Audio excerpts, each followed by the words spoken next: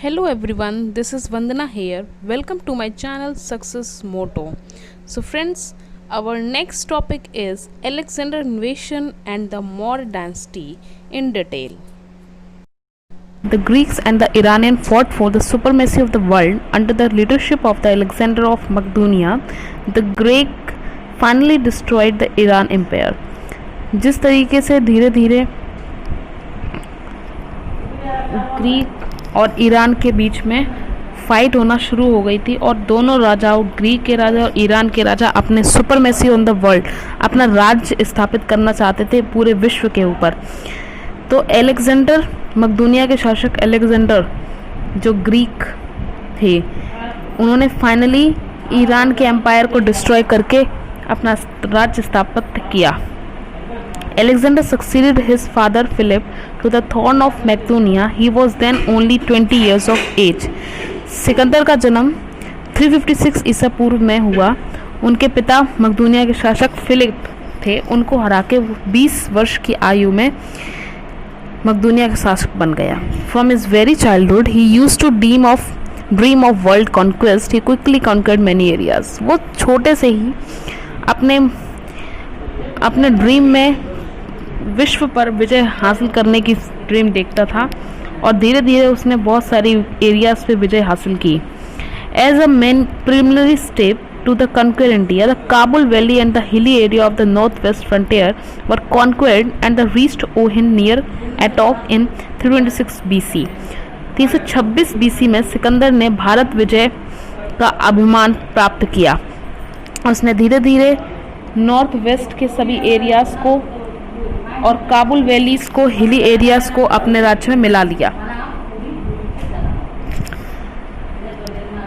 जैसा friends, I hope you are taking screenshots ताकि आपके नोट्स भी प्रिपेयर होते रहें और आपको इजीली अंडरस्टैंडिंग भी हो जाए।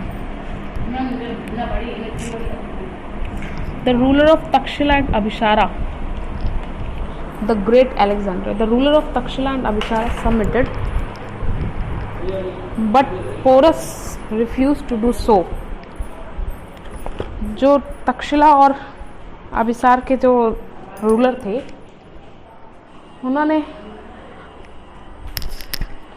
उन्होंने अलेक्जेंडर को एक्सेप्ट कर लिया था, लेकिन जो पोरस थे, पोरस एक राजा था, वो उसने मना कर दिया। वो अपने आप को उसके अधीन नहीं चाहता था। Alexander then crossed the Jhelum by a trick. Porus was defeated in the battle that followed, but Alexander treated him very generously for his bravery. देखिए, एक बहुत ही इतिहास का सबसे ज़्यादा जाना माना एक युद्ध है जो सिकंदर पोरस का युद्ध है। इसके ऊपर कई कहानियाँ भी लिखी गई हैं, उपन्यास लिखे गए हैं और अभी तो एक सीरियल भी आ रहा है, सिकंदर वर्सेस पोरस। तो सिकंदर को पंजाब के पोरस के साथ युद्ध करना पड़ा और इसमें ये एक नदी है, बितस्ता नदी, या उसे आप झेलम के नाम से जानते हैं। वहाँ पे इसी युद्ध को एक हाइड स्पीच का युद्ध भी कहा जाता है। हाइड स्पीच का युद्ध या झेलम बिस्ता का युद्ध और या फिर सिकंदर पोरस का युद्ध, ये हमारे इतिहास का सबसे बड़ा युद्ध था। इसमें सिकंदर की सेना ने ब्यास नदी पर, इसके बाद सिकंदर की सेना ने ब्यास नदी पर जाने के लिए मना कर दिया और जो ये युद्ध था सिकंदर वर्सेस पोरस का, उसके अंदर पोरस हार गया और उसने धीरे धीरे फिर अपने मन में ये बात मान ली कि अलेक्जेंडर बहुत ही अच्छा और एक ब्रेव महान शासक है और उसने अपने आप को उसके सामने हारा हुआ महसूस किया। This was how the Indian were defeated because of their disunity. सबसे बड़ा डिसएडवांटेजेस कह लो या फिर सबसे बड़ी कमी कह लो, नॉट डिसएडवांटेजेस, सबसे बड़ी कमी कह लो कि हमारे जो पुराने शासनकाल में थी वो ये थी कि इंडिया में डिसयूनिटी थी, एकीकरण नहीं था, अनेकता थी।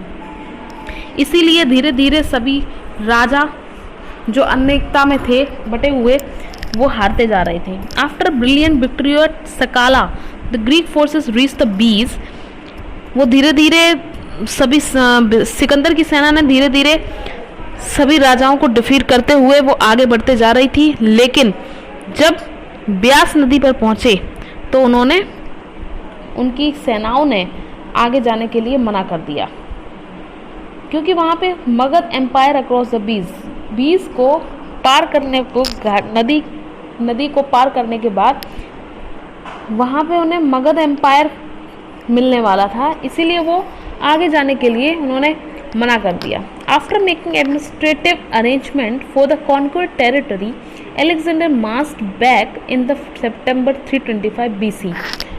सभी एडमिनिस्ट्रेटिव अरेंजमेंट करने के बाद अलेक्जेंडर ने फिर दोबारा सितंबर में 325 BC में वो फिर सिकंदर भारत को लौट गया और सिकंदर की मृत्यु 323 ईस्वी में बेबीलोन में उसकी मृत्यु हो गई एट द एज ऑफ, कई बुक्स में उसकी एज 32 भी शो होती है और किसी में 33 है, बट एग्जैक्ट ये 33 है। Now next is effects of Alexander invasion. जो अलेक्जेंडर के आक्रमण हुए थे उनमें से उसका क्या इफेक्ट हुआ, अब हम उनको पढ़ेंगे। देखिए point 1, it exposed India to Europe by opening up 4 distinct lines of communication, 3 by land and 1 by sea। जिस तरीके से धीरे धीरे आक्रमण हुआ और इसी तरीके से धीरे धीरे जो इंडिया था वो यूरोप की नज़र में आने लगा, क्योंकि उसने 4 लाइंस को खोल दिया था, मतलब उनके आपस के बातचीत का माध्यम ओपन हो गया था। एक तो 3 लाइनें थी जो लैंड की थी और एक समुद्री रास्ता था, इससे उनका व्यापार होने लगा, आगमन निगमन होने लगा। इस तरीके से इंडिया और यूरोप में मैत्री संबंध स्थापित होने लगे। Due to cultural contact, a cosmopolitan school of art came up in the Gandhara. धीरे धीरे संस्कृति के हिसाब से गांधारा के स्कूल ओपन हो गया। Paved the way for the unification of the North India under Chandragupta Maurya by weakening small states। धीरे धीरे चंद्रगुप्त मौर्य ने अनेकता के कारण चंद्रगुप्त मौर्य ने धीरे धीरे सभी वीक एरिया को एक करने की ठानी। नाउ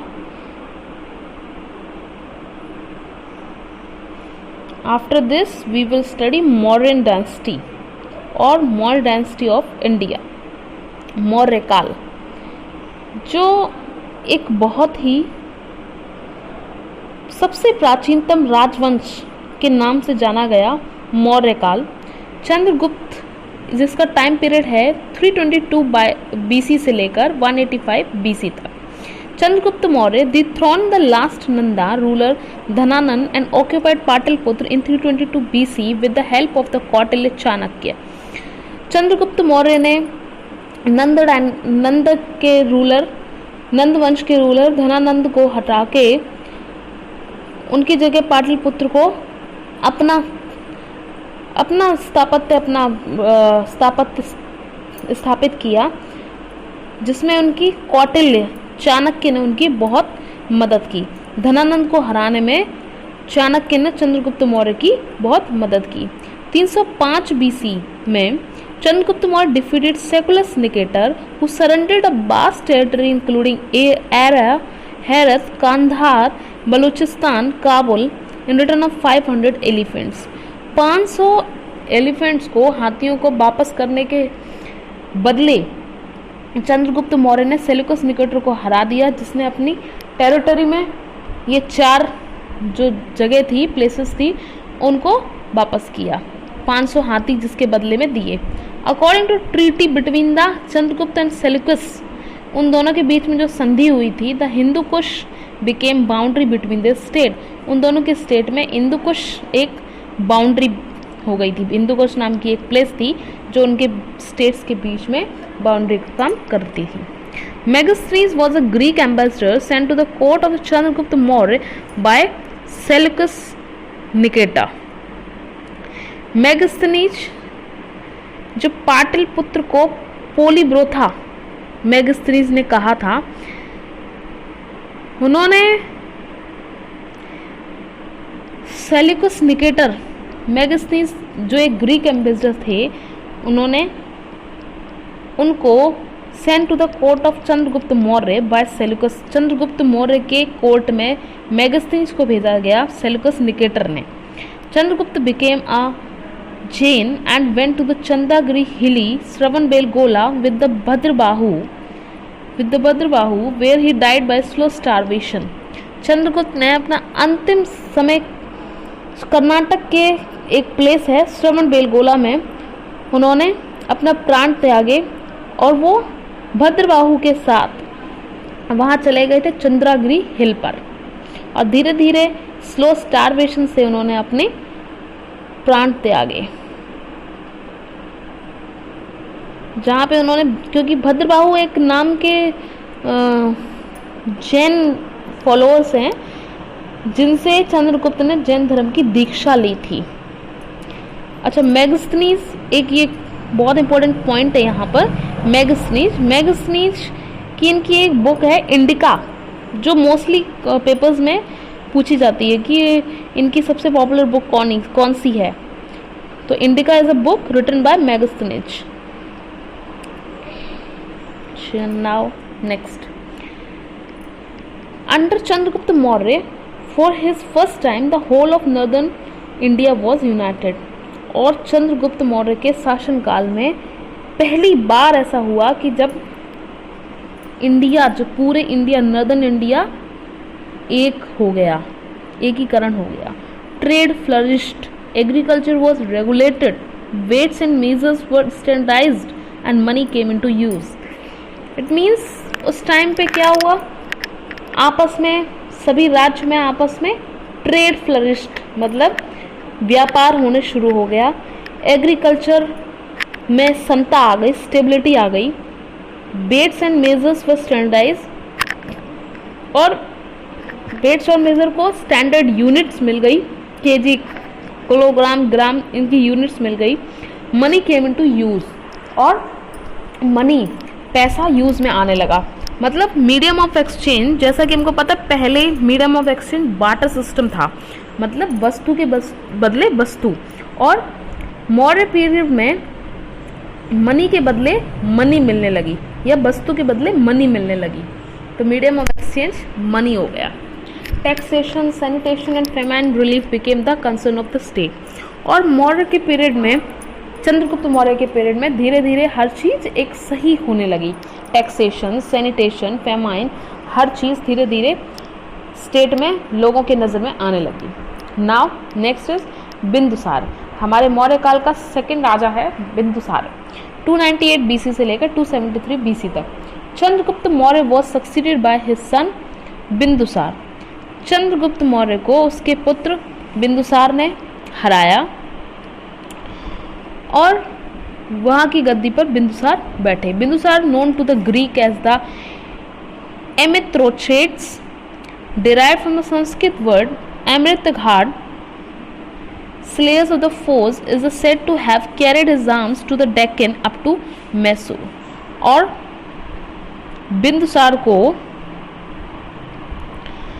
बिंदुसार चंद्रगुप्त का उत्तराधिकारी था। बिंदुसार को एक और नाम से अमित्रघात के नाम से भी जाना जाने लगा। अमित्रघात का से अभिप्राय है एक शत्रु विनाशक, एमिथ्रोचेट्स, और अमित्रघात इसका मतलब है शत्रु विनाशक। बिंदुसार अजीविक संप्रदाय का अनुयायी था। वायु पुराण में बिंदुसार को भद्रसार भी कहा जाता है। बिंदुसार पेट्रोनाइज अजीविकास का वो अनुयायी था। Now next is Ashoka, 273 BC to 232 BC, almost 41 years. Ashoka ऐसे राजा थे जिसके सामने अशोका द ग्रेट, जिसे हम महान राजाओं में से एक मानते हैं, वही एक प्राचीन ऐसे राजा थे जिसके सामने महान लगाना एक बहुत ही सौहार्द की बात थी। Bindusara was succeeded by his son Ashoka. Bindusara का उत्तराधिकारी अशोक था। अशोक मगध की राजगद्दी पर 269 बीसी में बैठा और राजगद्दी पर बैठने से पहले he was the governor of Avanti, और राजगद्दी पर बैठने के समय पे अशोक अवंती का गवर्नर था, राज्यपाल था।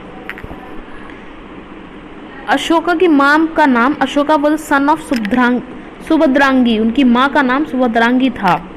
और Dharma, before ascending to the throne of the Mauryan empire Pataliputra, Ashoka was the governor of Ujjain region where he lived for the 11 years। Ujjain region Avanti का राज्यपाल था और वहाँ पे उसने 11 साल तक अपना राज्य किया। The Kalinga war was fought in the ancient India between the Maurya empire and Ashoka in the state of Kalinga. The Kalinga war included one of the largest and the deadliest battles in the Indian history. Indian history में कलिंग युद्ध एक बहुत ही बड़ा और सबसे खतरनाक युद्ध था जो मौर्य एम्पायर अंडर अशोका और स्टेट ऑफ कलिंगा के बीच में लड़ा गया। There are 4 caves in the Barabar. Ashoka ने आजीविकों को रहने हेतु 4 गुफाओं का निर्माण किया बराबर की पहाड़ियों में। जो 4 गुफाएं हैं, कर्ज, चौपार, सुदामा और विश्व झोपड़ी। अशोका के पौत्र दशरथ ने आजीविकों को नागार्जुन गुफा प्रदान की। Now there are 14 major rocks edicts of the Ashoka. Ashok ने अभिलेखों को कितने भागों में बांटा? जो अशोक हैं उनके अभिलेख थे, उन्होंने अपने भागों को 3 भागों में बांटा। उन्होंने अपने अभिलेखों को 3 भागों में बांटा। जो फर्स्ट था शिलालेख, स्तंभ लेख और गुहा लेख। The 7th inscription of the Ashoka is the longest inscription।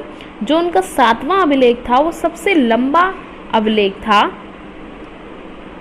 These edicts were deciphered by the British archaeologist and historian James Prinsep। सबसे पहले शिलालेख पढ़ने में सबसे पहली सफलता जेम्स प्रिंसेप इन 1837 में प्राप्त की। अशोका के शिलालेख, जो सबसे फर्स्ट शिलालेख है, पहला शिलालेख पशु बलि की निंदा करता है। उसके अंदर पशु बलि की निंदा की गई है। The first mention of Bharatvarsha is found in the Hathigumpha inscription. This is very important point from the exam point of view.